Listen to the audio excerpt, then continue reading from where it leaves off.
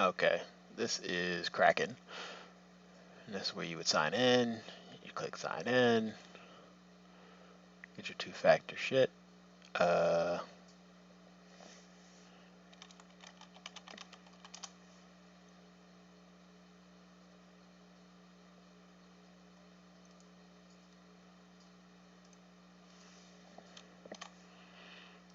that. It's going to take you to here. And after you get to here, what you're going to do is you're going to click this right here. This button right here. When you click that, it's going to open up this over here. And then it should say Doge USD right here. And if it doesn't, then it's probably up here somewhere. And if it's not in this little bar right here, you just hit this plus sign. Then you can search for it, typing in DOGE, and it'll show you all the different trades with Doge, Bitcoin, Doge, whatever, Doge USDT, and then Doge USD. So in here, it'll show you when you click. It should have all these open, and if it doesn't, there's little arrows right here. You can open different windows and close other ones. So yeah, that's what those do. Anyway, as I was saying, if you're gonna buy, click buy. You're gonna want to do either a market order or a limit order. So you just go in here, click market, click limit, whatever. When you click it, this will change. And it'll say how much you got to, spend. So I still got 718 bucks just sitting there waiting. Or if you're selling, then when you have Doge, you'll be able to put in quantity, price, total. If you put in any two of these, it'll autofill the other one. So that way, if you're trying to get a specific amount, like in my case, if I was going to buy, let's see, I want to, this spot is for the price you want to buy it at. So let's say I want to buy it at point, at 52 cent. Put in 0.52, nothing happens, right? So then you go to this, and you can either put in how many you want to buy at that price, and it'll tell you the amount of USD, or you put the amount of USD in you want to spend, and it'll tell you how many Doge you get. So let's say $700 worth, and that would be 1346 at 52. That's how many you would get. And then you would scroll down, you would hit review and buy, and then, not sure what just happened. Oh, it put it down there. Okay. It already put it down here. I thought there was a confirm button, but I don't know if I just skipped that step or what happened. That was weird. But if you want to cancel it because you see it moving a different way, then you just put cancel, and it'll take it out of there. Now, for any reason you get like an error or something down here, then just refresh this. Because it might tell you error, you don't have insufficient session or something like that.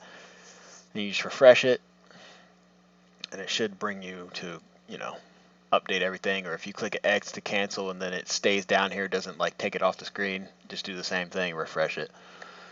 Sometimes it'll sign you out if you're on it too long or whatever. So in that case, you could just do this. You just click sign out. Or if you're ever signed out, this is basically what it'll look like. It'll refresh, and then it'll say connect. And you just click connect. And if you're signed in on this other screen over here, it should just take you right back to it, as if you were signed in already or whatever. So, and it'll put your totals back in there. See? I already have a buy limit trade going.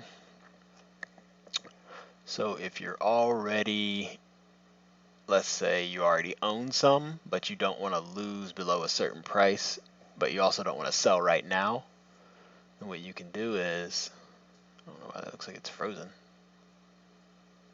The heck? Yeah, that's weird. If you don't want to lose below a certain price, you just, if you already have Doge, then you just click sell, and you click stop loss. And what you're going to do here is you're going to put the price that you want it to trigger a sale.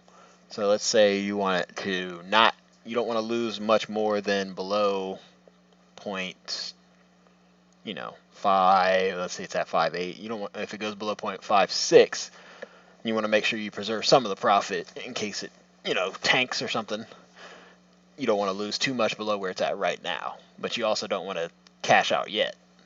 So you kind of put like a safety wall, but you don't want to put it too close to this price because it does fluctuate quite a bit. So let's say 0.56, you know, give it a 2-cent buffer, and we'll say we want to cash out.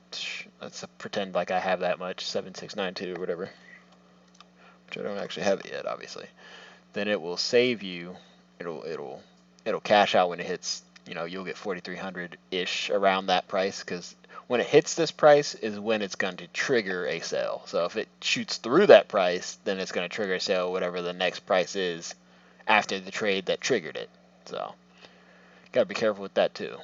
Now, if you wanted to sell 0.56, you might want to put it at 0.56, like 5 or something. So that way it triggers above it, and then it'll sell around the price that you actually want to sell at. That's how you would do that. If you're just doing a normal sell, just do a normal sell at market, and that'll sell it at this price right here approximately. It tells you right here it's constantly changing, but so basically putting that stop loss in you'll be $200 down from where you're at right now if you had that amount. See how it says 4,000? I think it was at 300 or something. So it would be about 4,200 or 4,300, I think is what it said, if I remember correctly. But anyway, yeah, let's see. Yeah, okay. So it will save you from losing, you know, let's say it went down to like 0.52 or something again. That would have saved you, you know, $300 if it goes all the way back down to 0.52 where you bought it at again. So that's how that works. It's not too complicated. You can do a market buy, you can do a limit sell.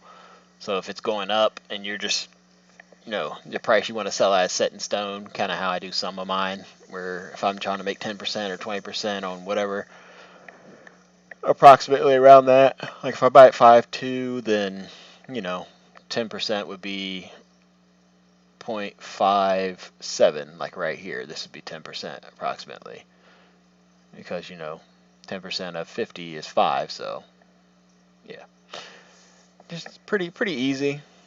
Once you get the hang of it, it's not too complicated. There's a lot of other stuff you can do, but the basics: buy, sell, market, limit, and stop loss. See, these I don't quite know how to use yet, so I don't mess with them.